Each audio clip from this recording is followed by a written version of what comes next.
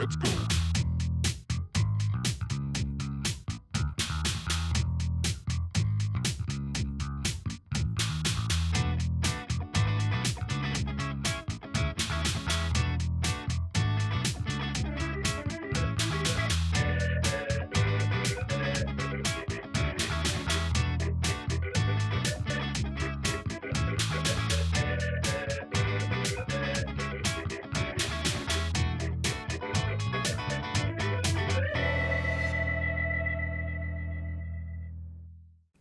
Welcome home to 42 Geek Street, your guide to the world of the geek, that little bit of geek in all of us. Hi, I'm Ren, and with me today I've got Mike. Howdy. Welcome, Mike, and thank you for assisting me on today's show. Thank you for having me at the desk. Always at the desk. Now, on today's show, we go down to classic comics and we speak to Jarrod. Yep. Yeah, and you did that interview. I did the interview, so it's my regular place to go for comics, so I know Jarrod quite well. Yes. And you'll get to know him better soon too. Also, we're going to speak to the insert here guys. Yep. Also at Classic Comics. Correct. And followed after that, we're going to go and check out Conquest. Okay, that one I wasn't involved in, so I'm learning as we go. So am I. Now, we also went down to Rod's place, and as you were there as well, and Yep. you did one of the interviews. It's actually split over 2 weeks. We're going to look at some now and some next week because there was just so much at his Great house. collection. We kind of got lost while we were there. Yeah, you had to boot us out, really. A lot of great stuff. I mean, there's statues we're going to look at today, but there's lots of other stuff which you'll have to keep in tune for. Next Very week. cool. But right now, let's go check out Rod and his statues.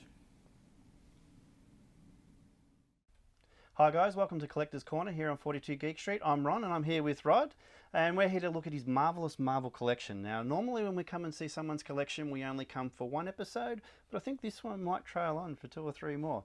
So, Rod, you've been collecting Marvel action figures amongst other things for a while now, but it's statues more that you're into now. Yeah, that's right. Yep, mainly statues and Funko Pop figures, but yeah, statues predominantly. I would say maybe 6-7 years worth. Yep, okay. So yeah, mainly Marvel, as you say, and mainly Bowen designs. Yeah. So there are actually 2 different designs that you tend to collect? Yeah, mainly Bowen. I would say 80 to 85% of my collection is Bowen, and then Sideshow, and then a few other different producers in a very small capacity. What was the very first figure you got? The very first statue? Yeah. Gee, you're testing me. I would say it was a Diamond Select long shot mini bust. Okay, yeah. And and I broke it.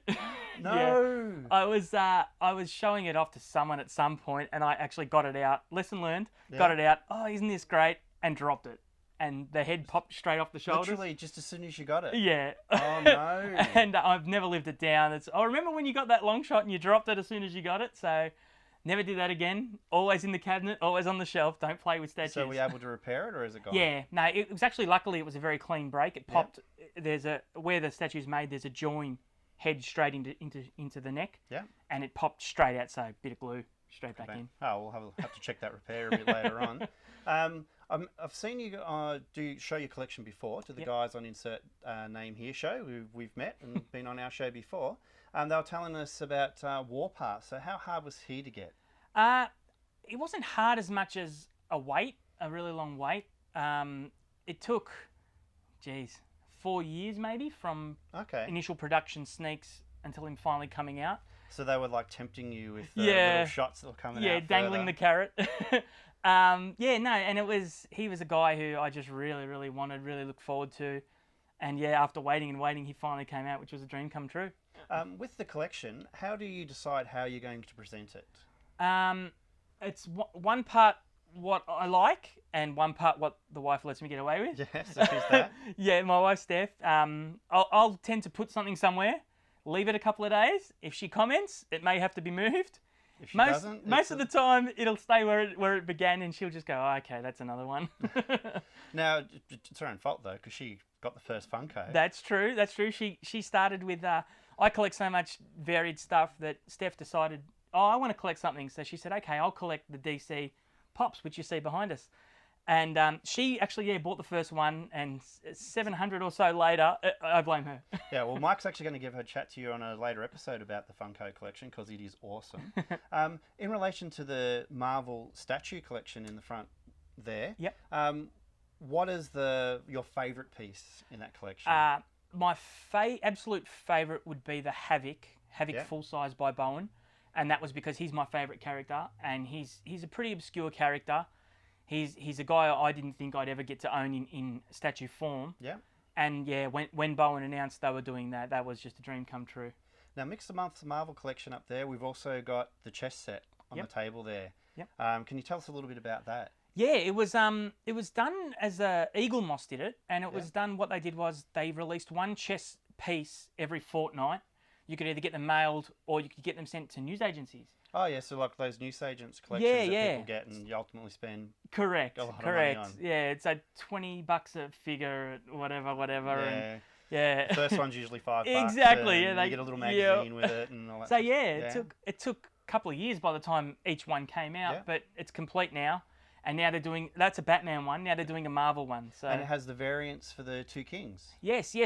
Frank Miller's Dark Knight Returns. Yeah. So there's a variant Batman and Joker in his designs if you want to switch out your kings. And why did a Batman collection get in amongst that Marvel stuff? How did Batman get in there? He's the Dark Knight. Well, there's a comic artist, Frank Cho, who once said to me that Batman is the coolest character that Marvel never did. Okay. So he's kind of like, he's the Marvel character that doesn't exist in the Marvel universe. And just finally, in relation to the community around collectibles, and particularly the type of collectibles we're talking about, you said that you moderate a webpage? Yeah, statueforum.com. Yeah. I'm a moderator there with some other guys, and that's a great place to get all news on new stuff that's coming out, statues, books, all that sort of stuff. If you come past there and say hi, my username's Rocket, I'll say hi. But yeah, that's places like that. Facebook even these days, you can get into collector groups, Marvel collector groups, DC collector groups, statues, all that sort of stuff. And people will always be there to tell you about the next thing coming out, to help you with how to source stuff, all that sort of thing. That sounds really good. Well, thank you very much for letting us come in. We're actually going to spend a couple more hours wandering around here taking some extra footage. But next episode, we're actually going to have a look at Rod's pop collection, and Mike, being our very big fan of pops, will actually be the one having a bit of a chat to you about those and looking at some of all these marvelous collection. Cool. All right, back to the studio with Ren. Coming up next, Jarrod from Classic Comics. And welcome back to 42 Geek Street. Our next segment, we're going to be checking out a little bit of Jarrod at Classic Comics. Now, the two places that I go to generally in Melbourne are All Star and Classic. I have my standing order with Classic for quite some time now, so the guys know me quite well.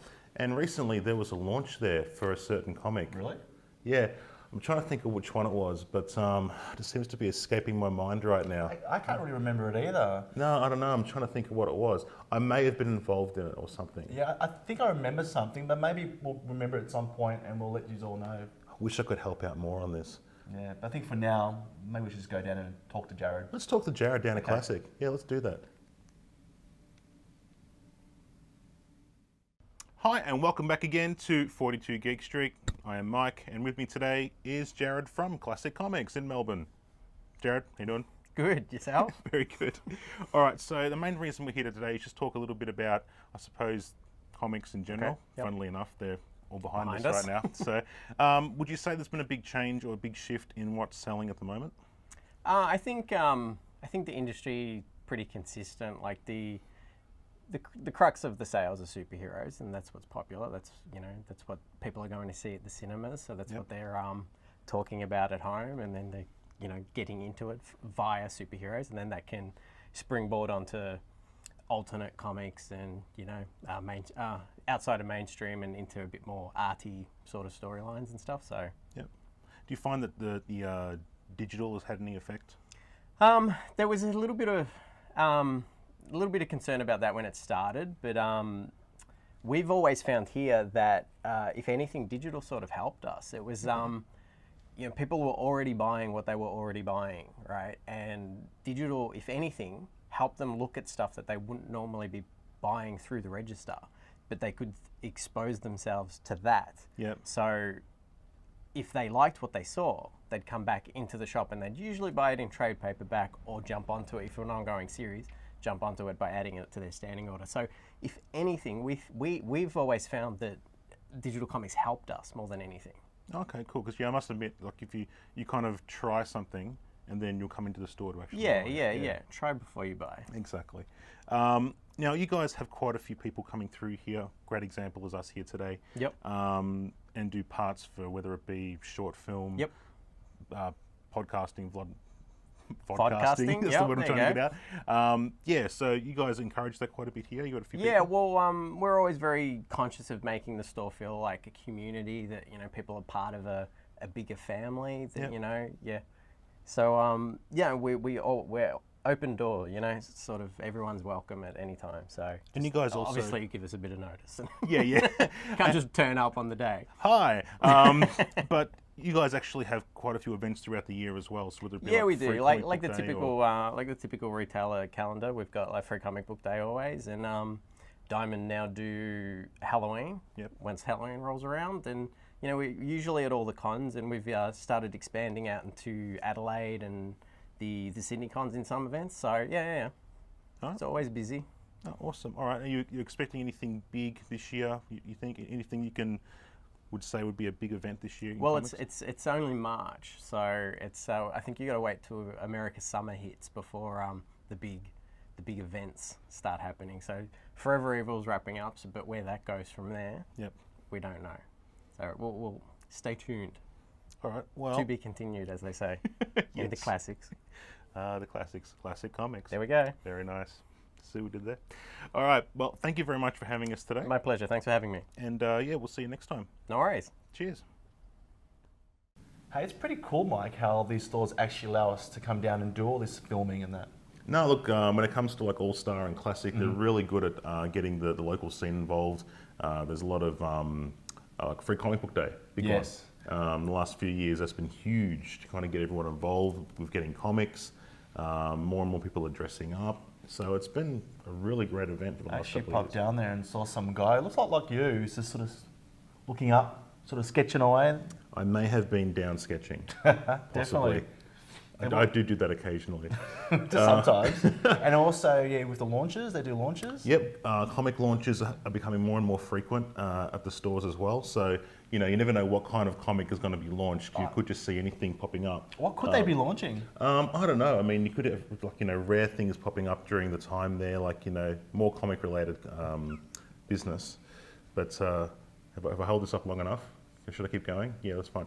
But no, a lot of launches are going on as well, and it continues to grow. So it's really, really good for the scene. And some people actually do podcasts. Yep, great example. You know, we've been allowed to do things a couple of times.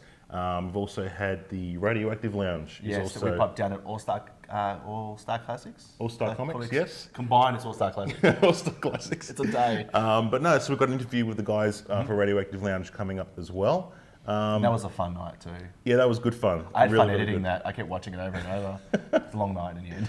But in this episode, we're going to be talking about the Insert Name Here guys. Yep. So we chatted to them at Classic Comics. They're also recording there on the day. And we recorded them, they recorded us. There was a whole big recording party going on. It was a lot of crossing. What a crossing. And then we both all took Jarrod. Yeah, we did. We took them apart. We did one each. Yeah, so it was a good day, a lot of interviewing. Yeah, and it was all done for your viewing pleasure. And I think we should allow you that pleasure now because we've rambled on long enough. So here we go with the Insert Name Here guys. Mm-hmm. Welcome to 42 Geek Street, and today we have a couple of special guests here in Classic Comics. Welcome to Terrence and Ken. Thank you. From the Insert Name Here show. Thanks for that introduction. We are special. Oh, look, you know, we try. All right, so first things first. What got you guys started? How come you started this podcast? Well, I guess originally I had this idea where I wanted to capture the discussions that my friends and I had about geek culture, right? Yep. So I started something a while ago that sort of fell through a little bit. So funnily enough, when I met Ken, we started talking about the idea of doing a podcast show, because he listens to a lot of podcast shows and stuff like that. Yep. And I guess one thing led to another, and here we are today with the Insert Name Here podcast show. So I guess it's fair to say I'm the one that made it all happen.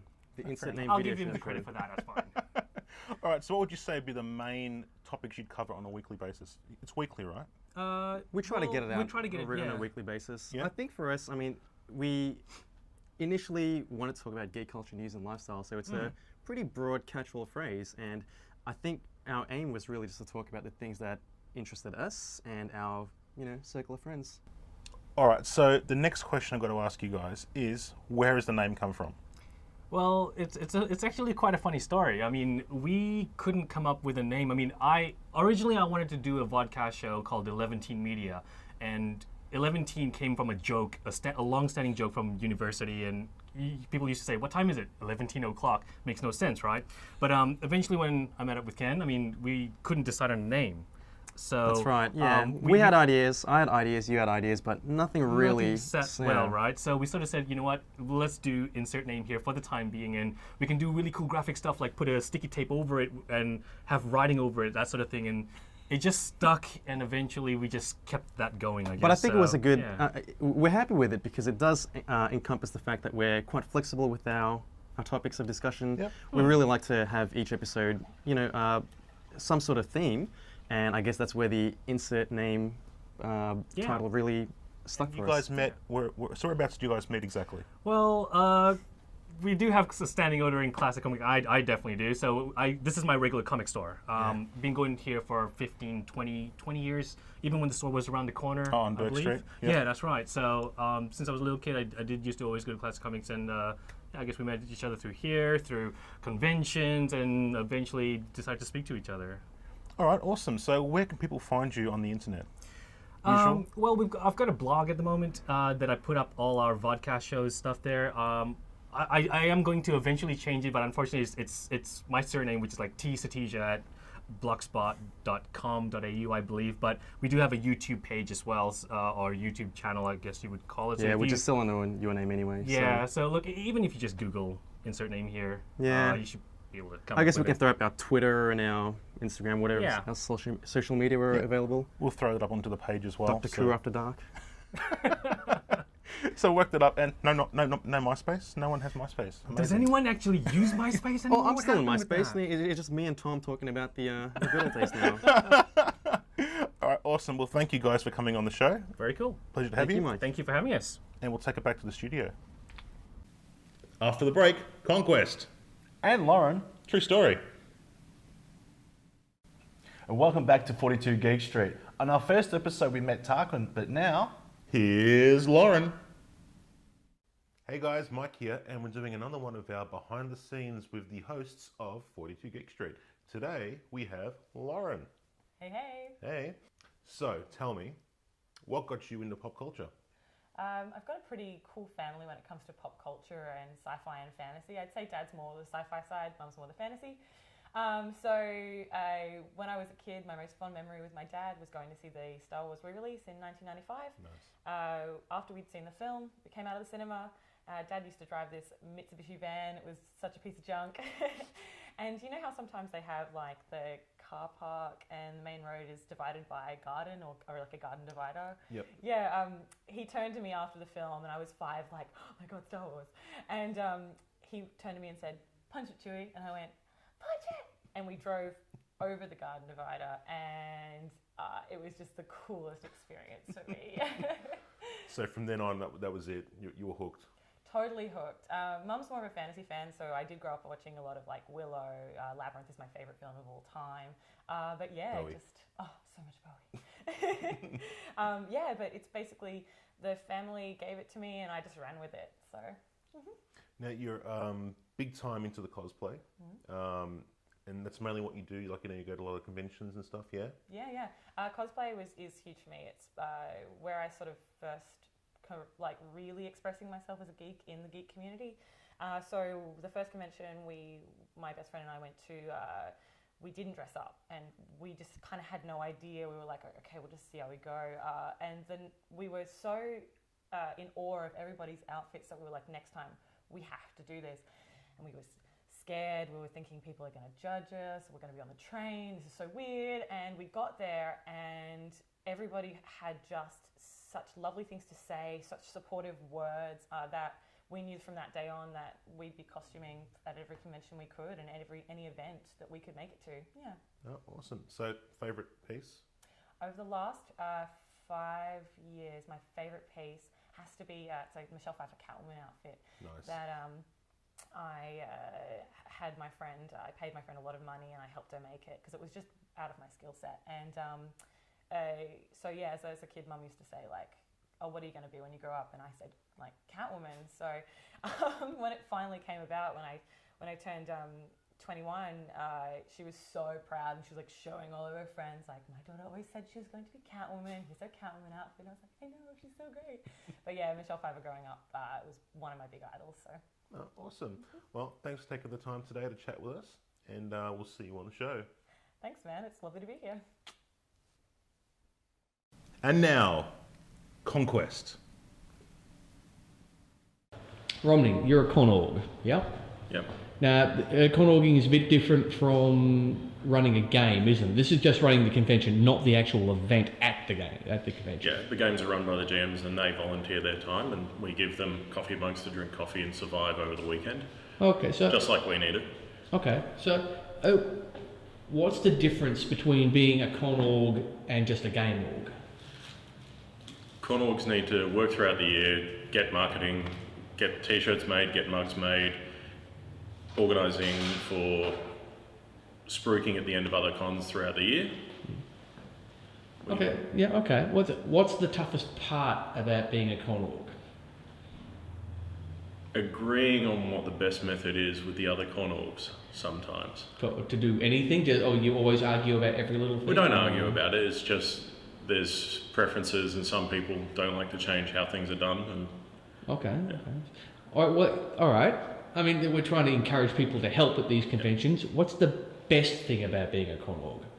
Seeing people being happy and enjoying playing games, learning things about themselves or getting into characters so much that they won't shut up about them, even when you're sitting there near midnight. So not the after party at the pub? That's helpful. You get a free beer, that's great. Okay. But no, seeing the delight people experience from gaming. Okay, now, I mean, you can give away things. There's my hand in shot. Okay, you can give away awards and stuff. I mean, they change year to year.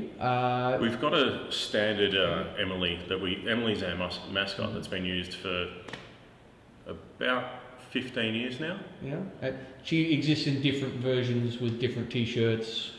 Sort of the pop culture trend of the year gets a shirt. Okay. Or the motif. Well, okay, what about game organising? I mean, you're the con org? Yeah. I've done game organising as well. There's a huge exhilaration from seeing a game play well, and that far outweighs when you might get a group that doesn't mesh with how you run games as well. Well, so, okay. How many more game organisers do you need? How many con orgers? How many of each do you need? We can fit so many more people in. That's the thing, is that we can expand out a whole lot more. We've contracted down to fit the games that we've got, and there's still a lot of places for people to come in, run their game, and introduce it to other people. Conquest and Unicon, when are they actually run? Because people also need like a time frame, how soon they'd have to get in contact. So, generally, we like to have game submissions for Conquest by Christmas, before the next Easter, and Conquest runs each Easter. The Unicon is run the week after the grand final for the AFL, and that'll be October 3rd, 2014 for this year. Yeah. So, Conquest and Unicon, they run under the same group of people, same banner more or less? It's under Conquest Games Incorporated. Okay, so if somebody wanted to be a con org or a game org at either of these conventions? For Conquest, you would go to our website at conquest.asn.au and or send an email to inquiries@conquest.asn.au, and we'd be able to get back to you about what is required for games and the sort of games that are played. Well, Mike, that concludes our show. I'd like to thank everyone for allowing us to interview them and have them on today's show. Yes, thank you guys. Now, if anyone wants to contact us in any way or get more information, you can contact us on Facebook. On the FB. Yep. Get down on that. And share. Share. Always love sharing. Share and share alike. And Mike, thank you very much for being on the show and helping me out today. It was an honour and a privilege. And we'll catch you all next week. Catch you later.